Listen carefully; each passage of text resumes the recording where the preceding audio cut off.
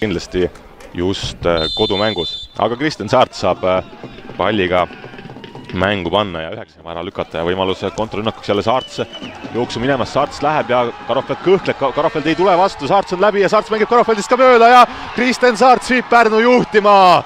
23. minut ja Pärnu publik juubeldab. Magnus Karofeld Kuressaare väravasuul jäi natukene passiivseks, mõtles, kõhkles, kas tulla vastu või mitte ja Kristjan Saarts nägi selle momendi ära. Ei läinud kohe lööma nagu Tõnis Vihma 20 minutit tagasi, võttis lisasekundi, võttis palli. Aga tulevad Saarlased uuesti, nüüd eksib Villota, laht on läbi ja kukutatakse lahti ja siit tuleb penalti ja kas näeme siit ka kaarti ja kollane kaart 42. minutil Siimsten Palmile.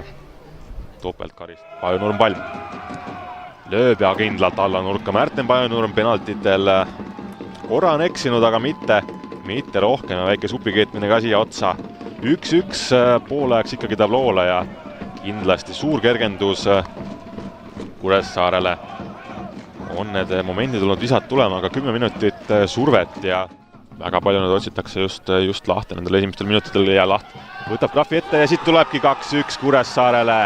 Märten Opp, mees, kes paneb pea vastu ja kas läks Siimsten Palmil jalga vahelt see näsavõrku, nagu pärnakad ütlevad.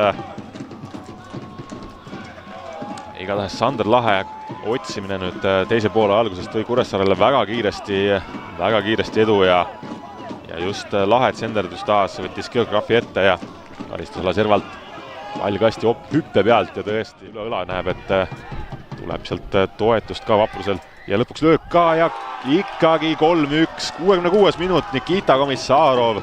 Ja kas see otsustab nüüd Premium-liiga koha aastaks 2020?